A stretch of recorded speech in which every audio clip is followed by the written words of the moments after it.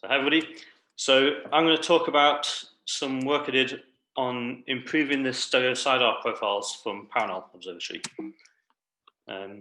So just a very, very quick overview of the SCIDAR technique, just in case anyone's not familiar with it. So it stands for scintillation detection and ranging, and it's an optical turbulence profiling technique, and it's a triangulation method. So basically, a single telescope looks at two different stars, and you observe the scintillation patterns in the pupil.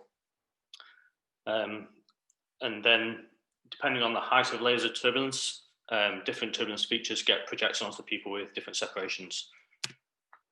So this is some example cross-covariance data. Can you see my pupil, my pointer moving?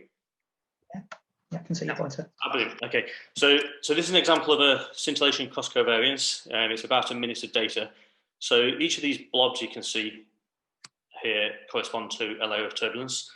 The peaks get wider as you go up, so that's simply a function of propagation distance. The larger the peak, the stronger the turbulence. The further from the center, the higher the altitude. So basically, we recover the turbulence profile from this data by fitting a model to the peaks. Okay. So the specific instrument I'm talking about is the Paranal Stereo-SCIDAR. So this is an instrument that was developed in Durham. This is the team who commissioned it. James Osborne led this work. It's stereo, meaning it has two cameras. So instead of combining images from the two stars on one camera, you have a separate camera for each one. The sampling parameters are given here. They'll be important in a bit. So the pixel size is 1.8 centimeters and the exposure time is 2 milliseconds. It's a generalized SCIDAR, which basically means it can see the ground layer. We have to conjugate below the ground to allow some propagation distance for the ground layer. It's on one of the ATs at Paranal. So it only operates some of the time, typically a few days a month. And the resolution is a few hundred meters, but it varies depending on the elevation and the separation of the star. So we interpolate the profiles to 250 meter resolution, so it's always fixed. So we have quite a large database of profiles now. I know they're being used for quite a lot of work on VLT and ELT AO modeling. If you want to know more about the instrument, this is the paper you want to look at. So what I'm mainly going to talk about is the new pipeline I developed to address some issues with the original pipeline. So I don't have time to go into details on these. So if you want to know more, give me a shout afterwards, I guess. But the new pipeline I developed addresses three main issues. So one is that the pixels aren't small. So the original pipeline assumed they were effectively very small.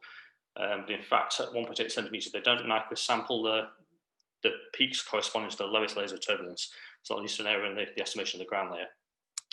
There was also a scaling error, basically a typo, meaning that all the layer strengths were overestimated by a factor of about 1.9. And then there's also a smearing effect due to the finite exposure time. So 2 milliseconds exposure time is too long to freeze the turbulence. So what it means is, you can see in this example here, this is a very fast layer that's probably 50 meters per second or something. You can see the layer smears rather than making a nice round peak. So that leads to, again, to an underestimation of the higher layers. Now, luckily, these errors tend to push in opposite directions. So this error 1.9 sounds big. These other errors push in the other direction. So the overall error in the old pipeline wasn't as big as you might expect. All of the existing data can be reprocessed with the new pipeline. So we can do a comparison between old and new. There's one outstanding issue that's quite important. And that is that the instrument was designed with a conjugation altitude of -3 kilometers. In fact, I noticed when I was processing the data, the measured correlation peaks at the ground are narrower than they should be for propagation distance of 3 kilometers. So it suggests that it's more likely it's conjugated around -2 kilometers. We want to do some proper measurements to verify that.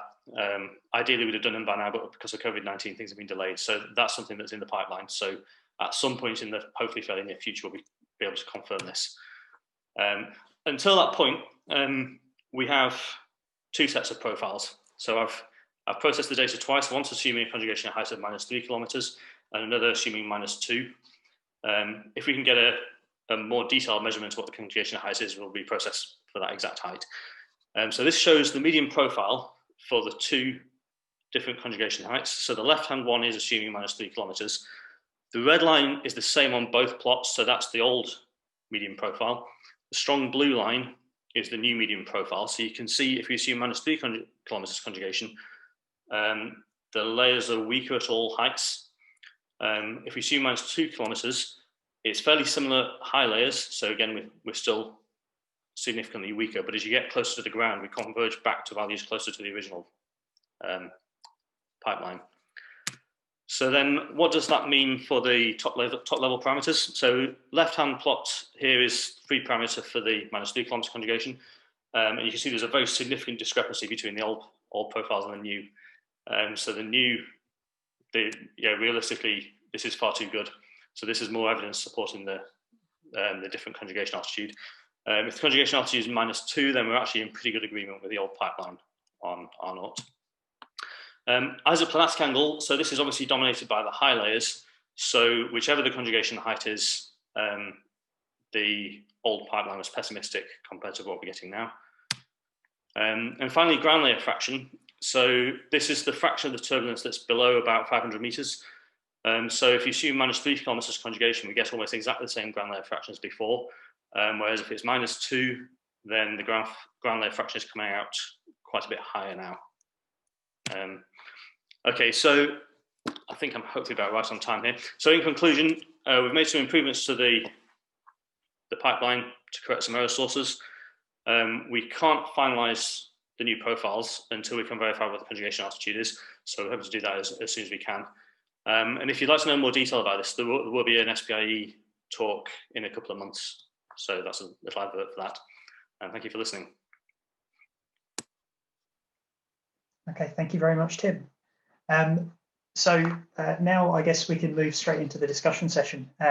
So where we'll cover questions to not Paolo and Tim. So if there are any questions that anybody has on either of the turbulence profiling techniques that have been and results that have been looked at now, please write them in the turbulence profiling Slack channel or raise your hand.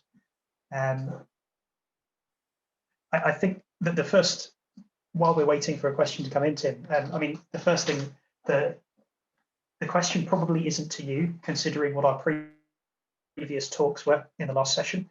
But I mean, we've seen that there's a difference in the overall profiles.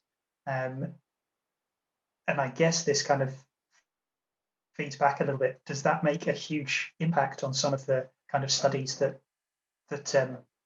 Ollie had done earlier, so Ollie Farley? I believe Ollie's had a little look at this and found that it didn't affect the tomographic error that significantly. I don't know if Ollie wants to comment on that. Yeah, I can actually I can show you a plot quickly if you want.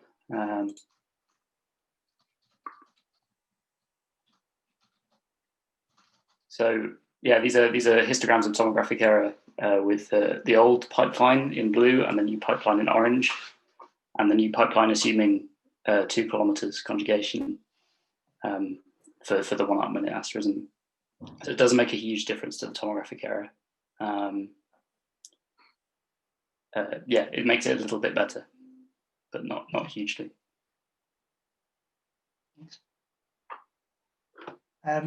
Carlos had his hand raised.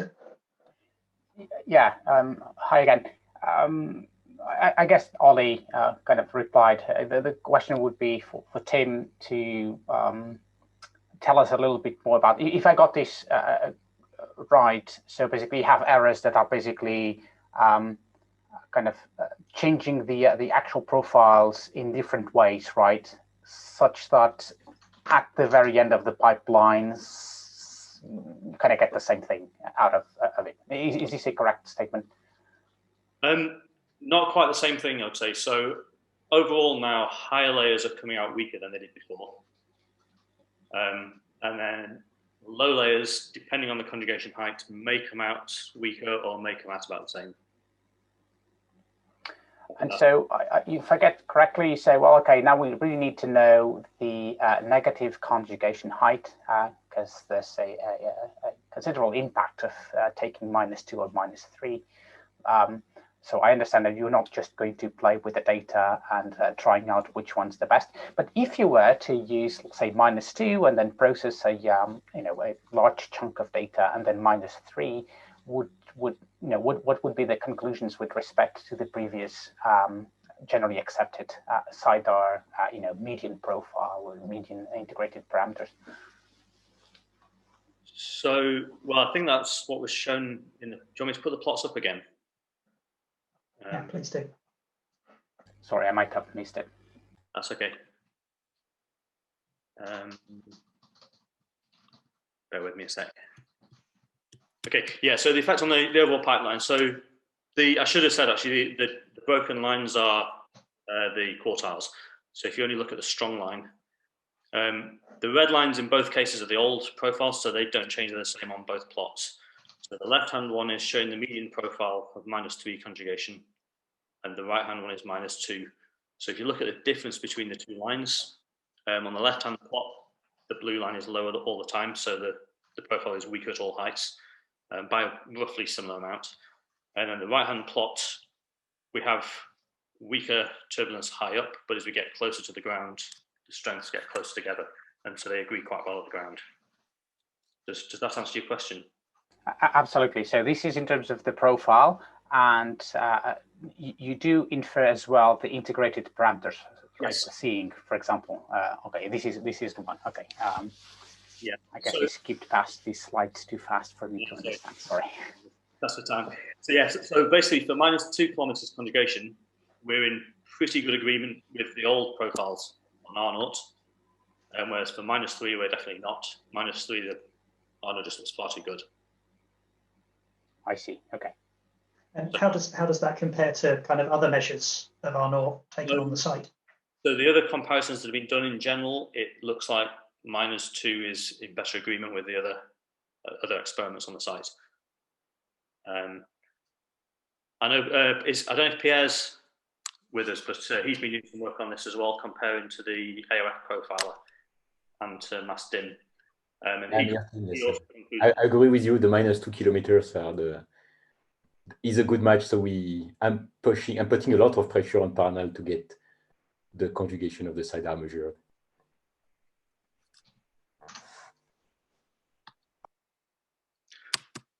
But clearly, if we agree on R0, it does mean we don't agree on ground layer fraction anymore. So that's the key difference. If to agree on R0, the ground layer fraction has to come out very different, and we have to have much more ground than the old SCIDAR was giving it. The old pipeline was giving us.